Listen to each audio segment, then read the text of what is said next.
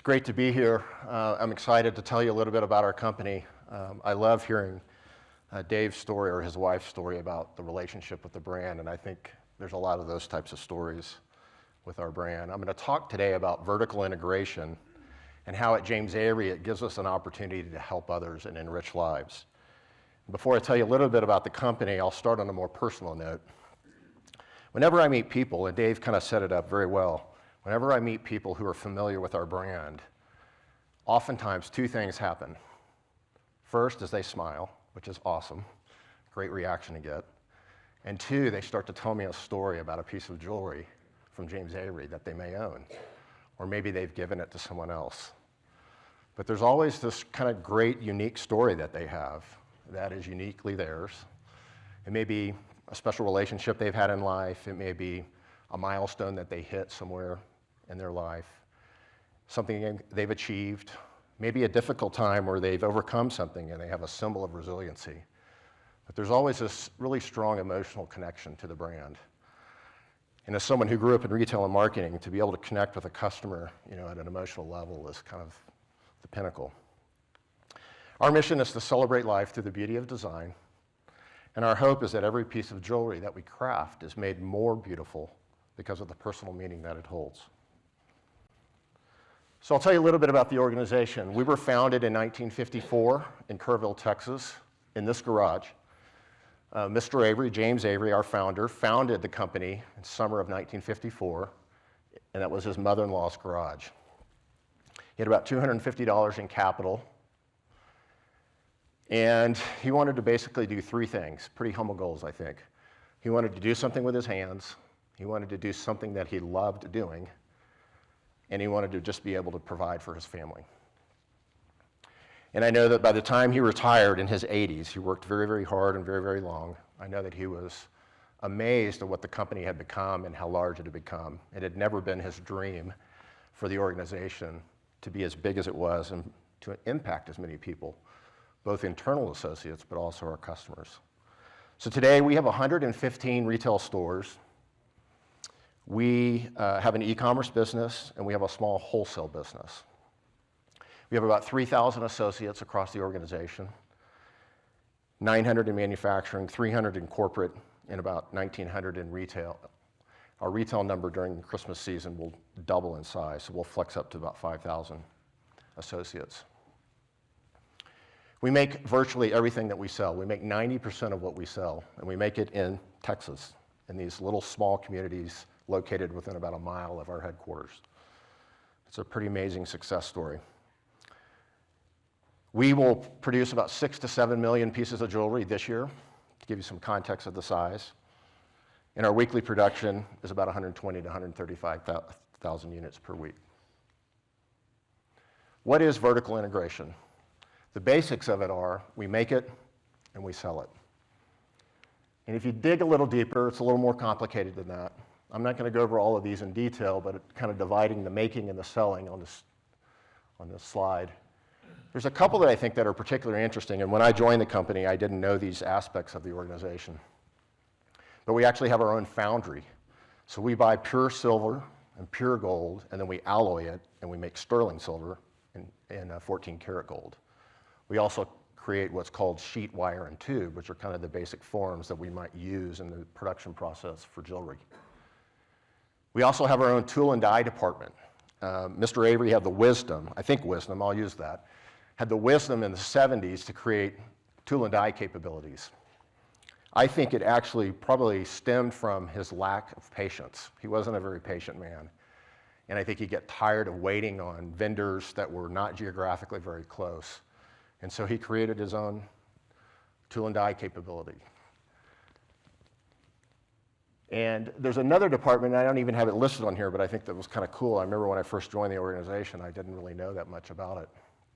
But we have a wood shop that actually makes the furniture that we use in our corporate offices and helps us make some of the fixtures that we use in our retail stores.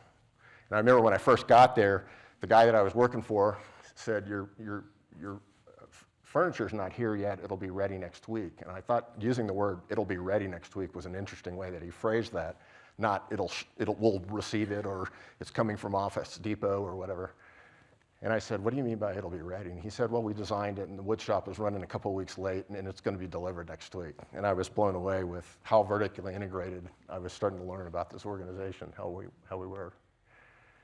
There's a lot of advantages and disadvantages of being vertically integrated, and I've listed some of those on this slide. There's a few of these that really kind of pop out to me. One is you're very insular, so you're able to really protect kind of your proprietary designs that you may have and the processes that you use. I think for us, that's really important. We're able to control the quality. The whole reason why we have a foundry is to make sure that the quality of the metal that we use is really, really good. During the last few years, I know that I'd be preaching to the choir of telling you that supply chain interruption has been difficult for us.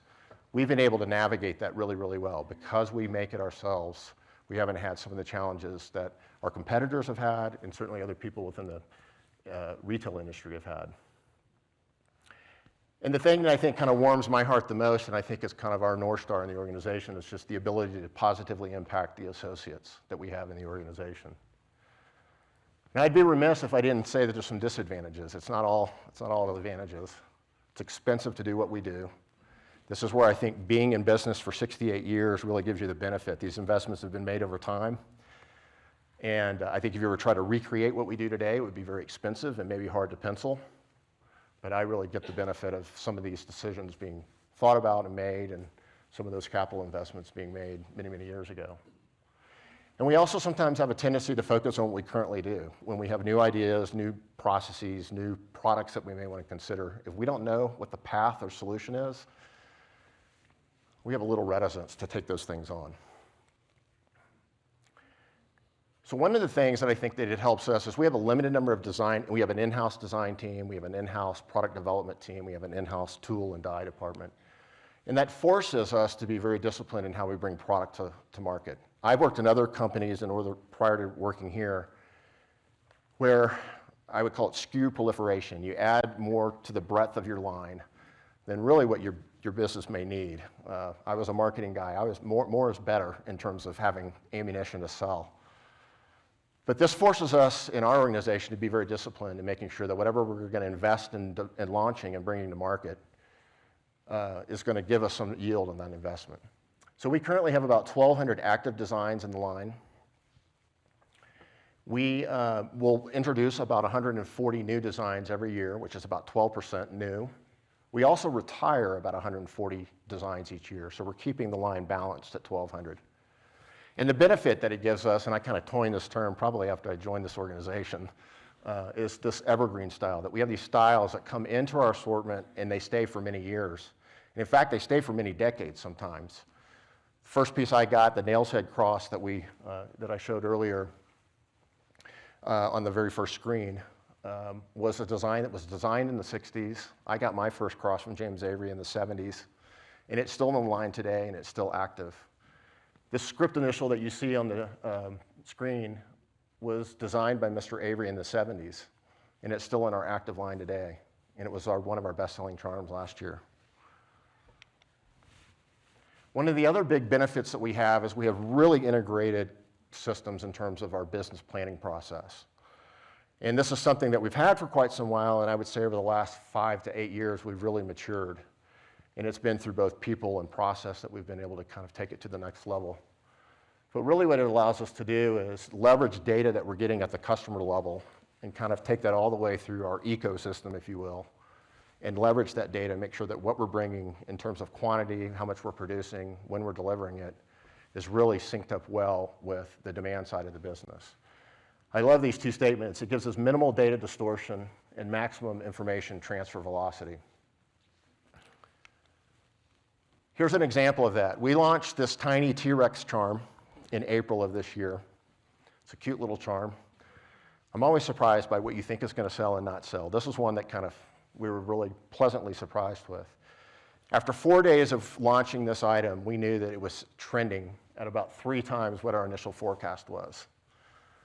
And we always launch new items with a few months of supply, so we didn't have the risk that we were going to run out of it in a week or two, but we did need to react. And so we were able to take that information that we had, leverage it, and kind of recalibrate and get our supply and our demand in sync. And we were able to do that within about 3 weeks because we're vertically integrated. We think that if we weren't vertically integrated, it would probably have taken us probably 3 months to kind of get to the same place of equilibrium that we needed to be. Another example, I think, where we really were able to leverage vertical integration happened in 2017. And Hurricane Harvey had hit the Texas Gulf Coast really hard. We have over 20 stores in the Houston market. We had a lot of flooding in our stores. Our associates were impacted. Our customers were impacted. And I remember sitting in our office in Kerrville, and we're trying to figure, like, is there something we can do? We'd love to do something. And so we came up with the idea of maybe selling a charm and taking 100% of the proceeds of that, and we would make a donation to hurricane relief efforts. And I want to stress a couple things. One, 100% of the sales, not 100% of the profit, not 100% or percentage of the sales, but 100% of the sales volume of this item. So we looked in our line, and we had this charm that we thought was very appropriate for this. It's a heart. It's Texas. It's kind of showing our love. Texas strong. We were all trying to, rally to support our fellow Texans. We looked at our on hands. We had about 3,900 units on hand. And for us, we thought that represented about 4 to 6 weeks of selling. So we called the marketing department. We said, let's get the word out. We're going to do this. It's one of those decisions I think we managed. We kind of came from the heart. We didn't overthink it.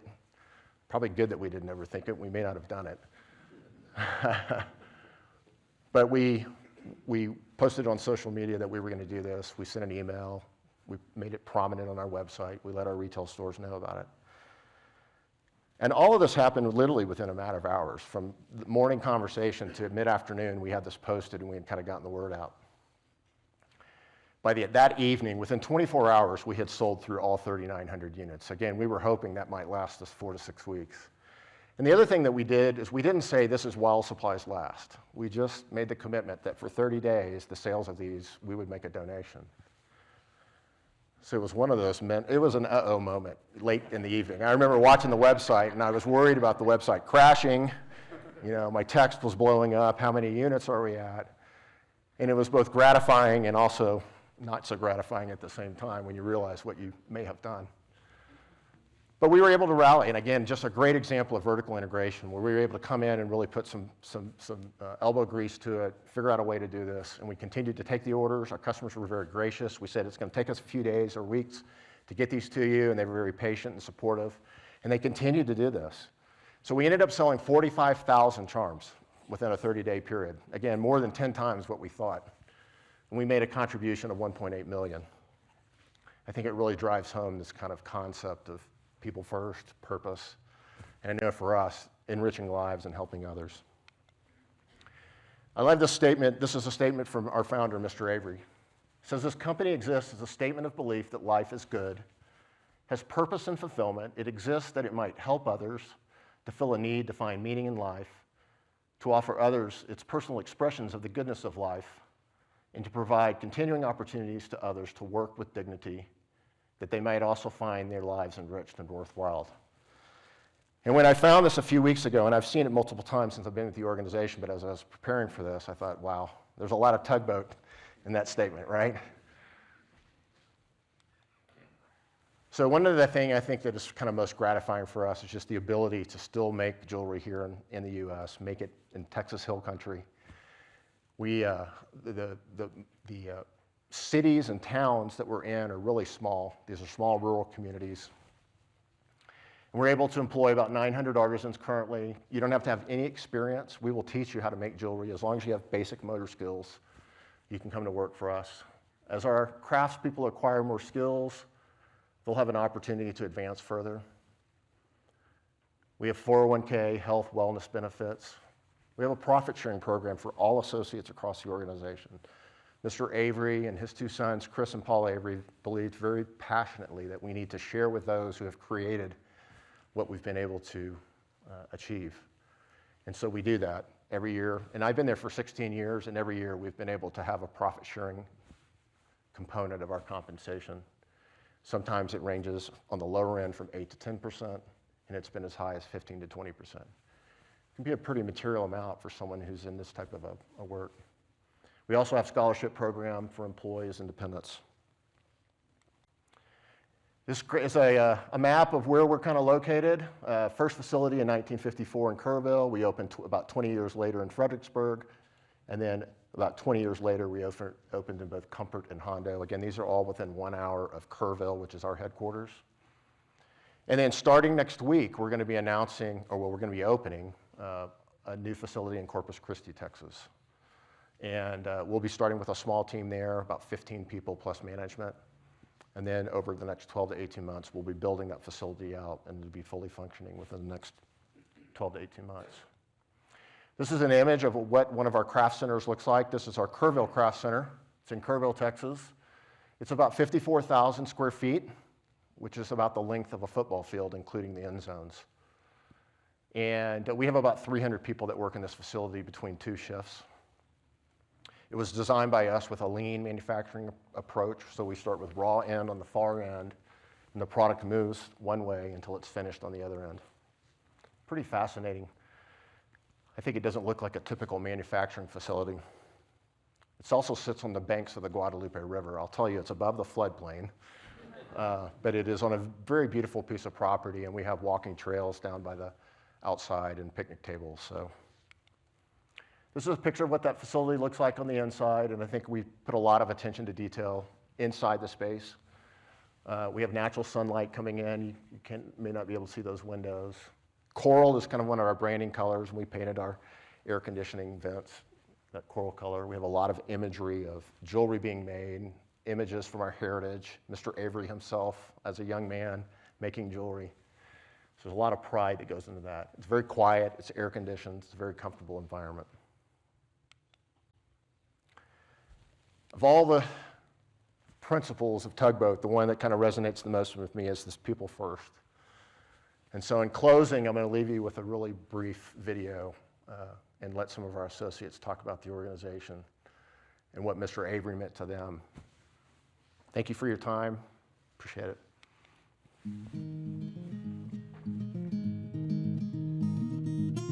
My name is Alicia Falcon. Adrian Falcon. I'm Lela Escamilla. Ray Escamilla. My name is Lucy Welge. Shane Welge. My name is Marie Morales. My name is Terry Argona. My name's Romeo Dominguez. I have worked for the company for 47 years. 41 years. 16 years. 22 years. 18 years. 6 years. 12 years. For 44 years. That's a long time. Everybody always asks, did you all start when you were 10?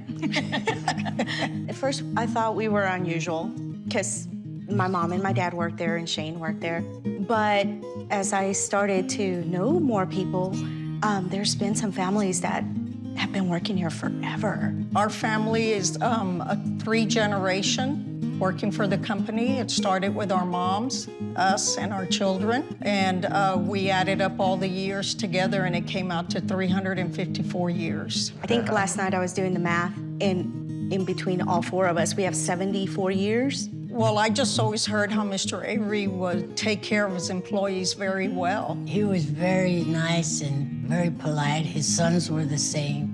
And I think that, it's more than just being part of the company, it's being part of a family. He was always telling us how, we needed to have pride in the product that we had because it, not only did it have his name on it, but our name was on it too. I just pray that I can be as generous and as caring with the little that I have, as he was with everything he had. This company is a good company for you, and you can achieve if you really try.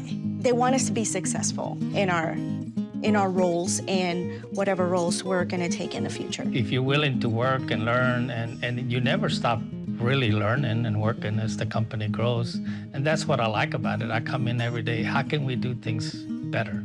I'm getting close to my retirement age, and I tell myself, I don't want to retire from James Avery. I don't know what I would do without this company. I'd love to continue working there and continue helping people. Like I said, 16 years, it seems like just yesterday, so I feel like I have, 30 more ahead of me. I just can't believe that it's been 43 years that we've been there. Yeah. I wouldn't change it for anything. No. I think that the way that they treat their employees and give us the opportunities to grow within the company is what's kept us there, you know, because they treat their employees very well, very well.